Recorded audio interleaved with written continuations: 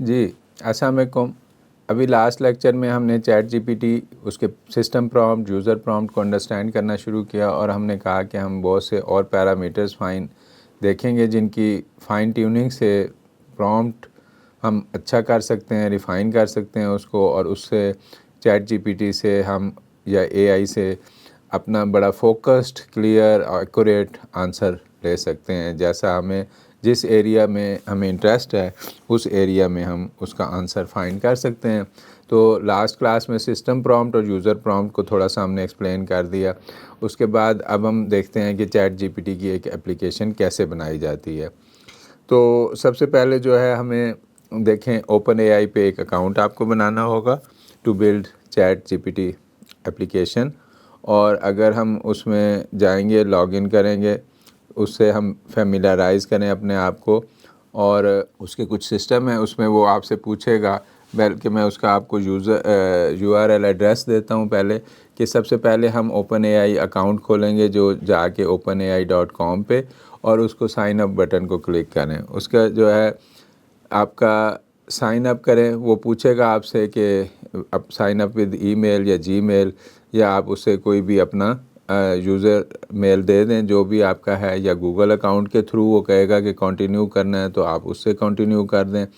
तो वंस आप अपनी डिटेल्स जब एंटर कर देंगे तो वो आपको जो भी आप अपना ईमेल एड्रेस देंगे वो उस पर एक ईमेल भेजेगा, और उससे लिंक उसमें होगा जो वेरिफिकेशन के लिए होगा। आप अपने इनबॉक्स में जाएंगे अपने मेल अकाउंट के, और उसमें लिंक को क्लिक करेंगे तो आपका ईमेल एड्रेस जो है वो वेरीफाई हो जाएगा। और उसके बाद आप दोबारा जब ओपन एआई में लॉगिन होके आफ्टर वेरिफिकेशन, अब आप कुछ प्रोफाइल की अगर बेसिक इन्फॉर्मेशन डालना चाहें, अपना नेम, अपना organisation name, phone number, address वगैरह, या अपना प्रोफेशन, तो वो आप बता सकते हैं। अगर उसको उनमें से कुछ चीज़ें स्किप भी की जा सकती हैं तो वो वंस आप जैसे भी अपना प्रोफाइल बिल्ड कर लें, and once you are done, तो अब आप उसके प्लेटफॉर्म को एक्सेस करने के लिए रेडी हैं। फिर वहाँ एक आपको नज़र आएगा राइट साइड पे ऊपर डैशबोर्ड के नाम से, तो आप एक्सप्लोर करना है अब हमने डैशबोर्ड को। हम डैशबोर्ड पे जब आएंगे तो हमें different AI models including chat GPT की बहुत सारी टाइप्स हैं बनी हुई। एपीआई कीज़ की एक टैब है जिस पे एपीआई कीज़ लिखा होगा, डॉक्यूमेंटेशन एक पे लिखा हुआ है, तो आप उनमें से किसी को भी क्लिक करके एक्सप्लोर कर सकते हैं। फिर जो ओपन एआई के अकाउंट में जब हम एंटर हो जाएंगे, हम उसमें एपीआई सेक्शन में क्लिक करें, नेविगेट करें उसको, तो वहाँ डिफरेंट एपीआई कीज़ को जनरेट किया जा सकता है। तो आप उधर लिखें क्रिएट एपीआई की, वहाँ प्रेस करें बटन, तो वो आपके लिए एक एपीआई की जनरेट कर देगा। जब वो एपीआई की आपको जनरेट कर देगा, वहाँ आपको नज़र आएगी एक टेक्स्ट बॉक्स में, वो आप वहाँ से कॉपी कर लें और उसको अपने पास सेव कर लें एट ए सिक्योर प्लेस, क्योंकि उसका क्रेडिट बिलिंग से आपको ताल्लुक़ है। जितना उसको यूज़ करेंगे वो यूज़ एज ए गो है, कि जितना ज़्यादा यूज़ करेंगे उसका बिल पहले से फ़िक्स नहीं होता, उसके यूज़ के साथ है। सिस्टम प्रॉम्प्ट का कुछ हम रोल देख चुके हैं पहले से भी, और उसमें आप जब ये एपीआई की जब कर रहे होंगे जनरेट, तो वो उसको आपने ये भी बताना है कि आप ये एपीआई की किस सिस्टम के लिए या किस लैंग्वेज के लिए यूज़ करेंगे, ये भी वहीं आपने ओपन एआई में बताना है। जैसे चूज़ करना है लैंग्वेज एंड फ्रेमवर्क, तो वो डिफरेंट ऑप्शंस हैं वहाँ। पाइथन को भी यूज़ कर सकते हैं, जावास्क्रिप्ट है, और डिफरेंट चीज़ों के लिए पे तो आप उसमें चूज़ कर लेंगे। फॉर एग्ज़ाम्पल हमने पाइथन चूज़ कर लिया, तो उसके बाद हम अपने स्क्रिप्ट में आ जाएंगे। स्क्रिप्ट में आने के बाद हमने सबसे पहले इंस्टॉल करनी है ओपन एआई लाइब्रेरी। पिप पैकेज है जो पाइथन का इंस्टॉलमेंट मैनेजर है, उसके थ्रू हम पिप इंस्टॉल ओपन एआई कर लेंगे। वंस हमारा जो एनवायरनमेंट सेट हो गया, लाइब्रेरी इंस्टॉल हो गई, तो अब हम स्क्रिप्टिंग शुरू करेंगे। उसमें स्क्रिप्ट के अंदर इंस्टॉल कमांड की ज़रूरत नहीं होगी क्योंकि वो पहले से इंस्टॉल हो चुकी होगी। और इंपोर्ट ओपन एआई की पहली कमांड है जो यहाँ आपको स्क्रीन पे नज़र आ रही है। और उसके बाद हम ओपन एआई एपीआई की इक्वल टू, जो वहाँ से हमने कॉपी की है एपीआई की साइट से, वो वहाँ यहाँ हम जो लास्ट लाइन नज़र आ रही है एपीआई की इक्वल टू API की वहाँ आप पेस्ट कर देंगे अपनी। सिस्टम प्रॉम्प्ट के बारे में पहले बात कर चुके हैं कि ये मॉडल को एक तरह से आपका मॉडल बिहेवियर बताता है कि कैसे उसने बिहेव करना है थ्रू आउट द इंटरेक्शन, ठीक है। और सेकेंडली वो कंसाइज रहता है, उस फोकस रहता है और उसके अराउंड रहता है। सिस्टम प्रॉम्प्ट के बारे में हम ये भी कह रहे हैं कि it will help ensure that AI will consistently answer in that tone and manner जो which we want basically throughout the conversation. फिर यूज़र प्रॉम्प्ट है, ये अगर आपको मैं साथ ही बल्कि इसमें स्क्रिप्ट दिखाऊं, अगर मैं आपको स्क्रिप्ट दिखाऊं, ये फंक्शन है बेसिकली जो आपका चैट GPT के, जिसमें सारे पैरामीटर्स हम सेट करेंगे। और मैं अभी इस पे दोबारा भी आता हूं, लेकिन पहले बता के कि ये हमारा स्टार्ट हुआ स्क्रिप्ट, जिसमें पहली कमांड इंपोर्ट OpenAI है, सेकंड कमांड में OpenAI.API की के इक्वल, ये जो है की है जो आप वहाँ से कॉपी करके OpenAI की साइट से यहाँ पेस्ट करेंगे। और ये फंक्शन है जो जिसमें सारे पैरामीटर सेट हो रहे हैं। मैं इन्हीं को एक्सप्लेन कर रहा हूँ। इसमें यहाँ अगर आप देखें तो ये सिस्टम लिखा हुआ है इसमें, यहाँ जहाँ हम सिस्टम पैरामीटर लिखते हैं। Let me complete the presentation first and then जो है फिर हम इस पे सिस्टम पे आते हैं। तो ये यूज़र सिस्टम प्रॉम्प्ट सबसे पहले हमने दिया। सिस्टम प्रॉम्प्ट में हम डिफ़ाइन कर देते हैं कि हमें कैसा बिहेवियर चाहिए थ्रू आउट द कन्वर्सेशन और किस पर्पस के लिए हम वो चैट GPT यूज़ करना चाह रहे हैं या बिल्ड करना चाह रहे हैं। फिर यूज़र प्रॉम्प्ट जो है वो तो अकॉर्डिंग टू रन टाइम आप कह रहे हैं कि जैसे जैसे यूज़र को उससे इंटरेक्ट करना होगा, जैसे हमने बताया था लास्ट एग्जांपल में कि हम चैट GPT सपोज़ किसी कस्टमर सर्विस के लिए बनाना चाहते हैं, तो वो बिहेवियर आपने उसको बता दिया। अब डिफरेंट कस्टमर्स आएंगे और वो डिफरेंट क्वेश्चन रन टाइम पे पूछते रहेंगे वॉक इन में।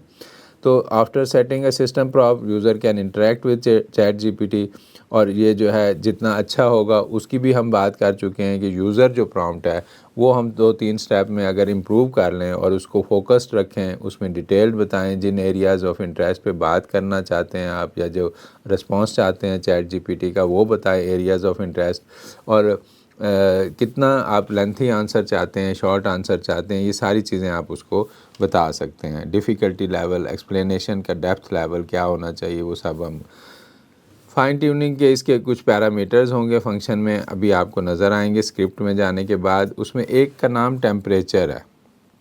ये टेम्परेचर एक पैरामीटर है, उसमें उसकी वैल्यू सेट करते हैं। This parameter controls the randomness of the models output. हम कहते हैं कि जितना ये रैंडम आपका आंसर होगा वो कितना होना चाहिए। इसकी वैल्यू, टेम्परेचर की वैल्यू 0 से 1 के दरमियान होती है कि अगर आप इसको 0 देंगे तो मॉडल जो है बिल्कुल रैंडमनेस नहीं दिखाएगा, वो बहुत डिटर्मिनिस्टिक आंसर देगा और एक ही आंसर देगा एक्यूरेट आपको, ठीक है। लेकिन अगर आप उसको जितनी वैल्यू 0 से 1 की तरफ करते जाएंगे टेम्परेचर पैरामीटर की, तो वो उतना रैंडमनेस की तरफ जा रहा है और वो आपको डिफरेंट आंसर, रैंडम आंसर्स देगा। लेकिन अगर आप रैंडम आंसर होंगे लेकिन वो क्रिएटिव आंसर होंगे, जो जबकि डिटर्मिनिस्टिक आंसर जो होते हैं वो एक नॉन आंसर होते हैं आप कह लें।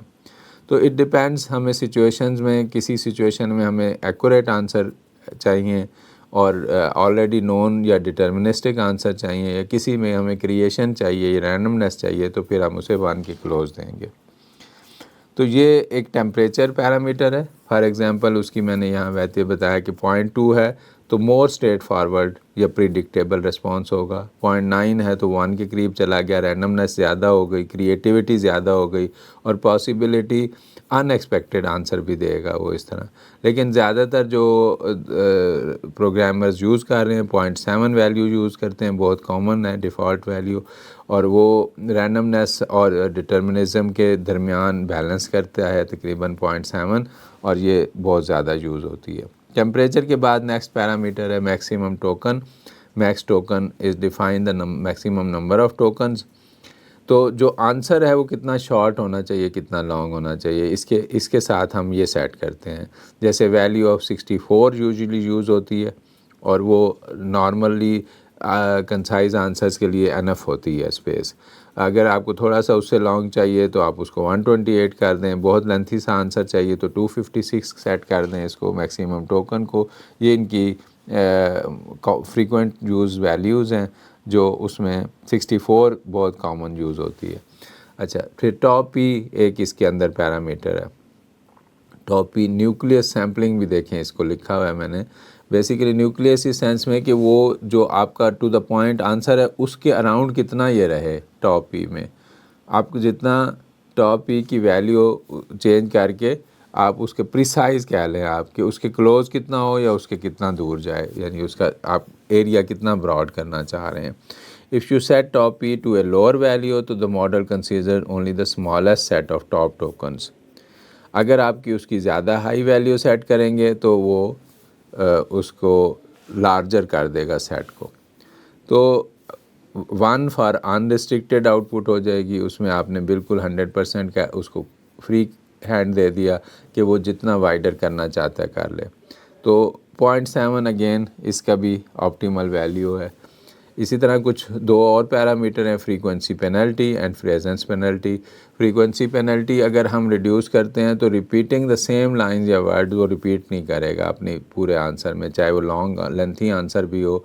तो उसमें आप इसको सेट करके कंट्रोल कर सकते हैं कि कैसा होना चाहिए। तो ये सारे पैरामीटर्स हैं जो मैंने आपको बताए हैं। आप कोई एप्लीकेशन जब बनाएं मेरे से, ये आप स्क्रीन से देख के स्क्रिप्ट कॉपी कर सकते हैं, इसके डिफरेंट ये पैरामीटर्स चेंज करके देखें आप कि उनको ट्राई करें कि कौन से पैरामीटर का क्या इफ़ेक्ट होता है और देखें। Building a chat GPT application through open API is a step by step process that starts with creating an account, setting up your development environment, refining system end user prompt. System prompt को set करें, user prompt को set करें और ये सारी चीज़ें set करें। Temperature, top P, maximum token कितना लाए, तो देखें कि एआई कैसे बिहेव करता है डिज़ायर, और इन सब को एडजस्ट करके देखें, इनको अंडरस्टैंड करें these concept and test करें for different combinations and then you can create a highly effective and tailored chat GPT application।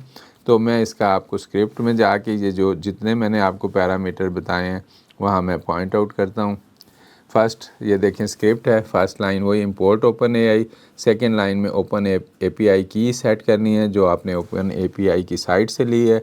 ये एक गेट रिस्पॉन्स का फंक्शन है, आपने प्रॉम्प्ट इसमें देना है, इसमें हम इसको हम कॉल करेंगे अपने प्रोग्राम में और जो यूज़र प्रॉम्प्ट है वो इसको पास ऑन करते हैं हम, तो ये उसका फिर हमें रिस्पॉन्स देता है। अच्छा, रिस्पॉन्स में ये जो है open AI dot chat completion create, ये इसका फंक्शन डिफाइंड है। ओपन एपीआई वालों ने हमें उसका इंटरफेस दिया है कि इस तरह लिखना है ये। तो मॉडल इसमें मेंशन करना है, जो भी आप मॉडल, इसको मैं बाद में चेंज करके दिखाऊंगा कि हम टेक्स्ट जनरेशन के उनके चैट जीपीटी बने हुए हैं, कुछ वीडियो जनरेशन के बने हुए हैं, कोई इमेज जनरेशन के, तो या ट्रांसलेशन के पर्टिकुलर उनके बने हुए हैं, उनके मॉडल भी हम यहाँ लिख सकते हैं। फ़िलहाल जो मैंने इधर मॉडल लिखा है ये कन्वर्सेशनल चैट जीपीटी कहलाता है। लेकिन इसके बाद इसका ये देखें, ये एक ही फंक्शन के अंदर हम पैरामीटर्स को सेट कर रहे हैं कॉमा के साथ। तो मैसेजेस में रोल सिस्टम, ये इसको मैं सिस्टम प्रॉम्प्ट कह रहा हूँ। ये जो सिस्टम रोल है ये आपका ग्राउंड रूल्स उसके लिए सेट कर देता है, जो भी आप उसको बता देते हैं। इस वक्त मैंने जैसे यहाँ लिखा हुआ है कि you will be provided with the text and your task is to translate it into emojis and don't use any regular text and do your best with emojis only. ये देखें, ये सिस्टम प्रॉम्प्ट दिया उसको और उसको कह दिया है कि कोई टेक्स्ट में रिप्लाई नहीं देना, आपने इमोजी से रिप्लाई देना है। और रोल यूज़र प्रॉम्प्ट ये तो इसको पास करेंगे, रन टाइम पे हम प्रॉम्प्ट लिखेंगे। अच्छा, टेम्परेचर की ये वैल्यू मैंने इधर यहाँ सेट की हुई है इक्वल टू 0.7। ये क्या करती है, मैंने आपको बताया है कि 0 और 1 के दरमियान होती है और 0.17 जो हमने दी हुई है बैलेंस्ड वैल्यू है। ये रैंडमनेस को कैलकुलेट कंट्रोल करता है कि कितना रैंडम आंसर होगा या कितना एक्यूरेट डिटर्मिनिस्टिक आंसर होगा। मैक्सिमम टोकन जो है वो आपका ये 64 है, ये एक नॉर्मल आंसर होता है। फिर 128 256 किया जा सकता है मैक्सिमम नंबर ऑफ़ टोकन को, तो वो बहुत लेंथी आंसर अगर आपको चाहिए तो 256 कर लें। टॉप पी इक्वल टू 1 इसमें किया हुआ है। वैसे टॉप पी जो है 1 करने से ये आप उसको कितना वाइडर एरिया दे रहे हैं। तो इसमें हमने अनरिस्ट्रिक्टेड कर दिया उसको कि भाई जितना वो हमने एक पॉइंट टॉपिक दिया है उसके ब्रॉड अराउंड जितना भी वाइड जा सकता है जाए। फ्रीक्वेंसी पेनल्टी 0.5 जैसे हमने कहा, और ये प्रेजेंस पेनल्टी 0.3, ये चीज़ें कंट्रोल करती हैं कि एक ही आंसर में उसके कितने रिप्लाई जो है उसके वर्ड जो हैं वो रिपीट होंगे चैट जीपीटी के रिस्पॉन्स में।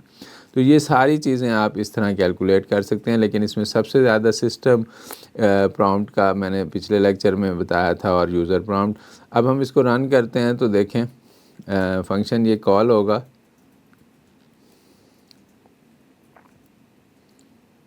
रन। तो अब मैंने इसमें सिस्टम प्रॉम्प्ट में डिफ़ाइन कर दिया है कि आंसर इमोजीज़ में देना है। तो जो भी मैं टाइप करूँगा ये रिप्लाई उसका इमोजीज़ में देगा, ये उसका रिप्लाई उसमें नहीं देगा किसी और लैंग्वेज में या टेक्स्ट में। जैसे हाउ आर यू लिखते हैं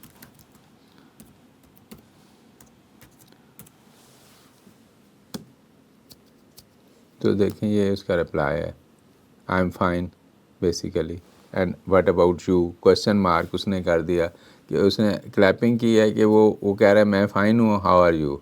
तो इफ़ आई से आई लव यू ये उसको बताएगा इमोजीज़ में, लव यू टू।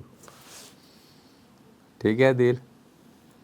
तो इसमें जो भी हम इसको लिखेंगे,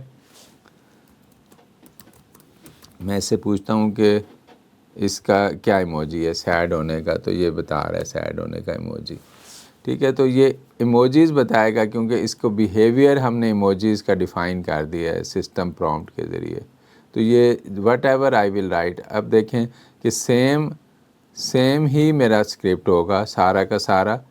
ठीक है, और सिर्फ मैं ये लाइन अगर चेंज कर दूं जिसमें सिस्टम प्रॉम्प्ट है जो जिसमें उसको ग्राउंड रूल्स दिए हैं हमने, अगर ये ही मैं देखें चेंज कर देता हूँ, मैंने वो डिलीट कर दिया है इमोजीज़ में भी आंसर देने वाला, और मैं ये उसे कहता हूँ कि and what ever sentence what ever prompt you get by user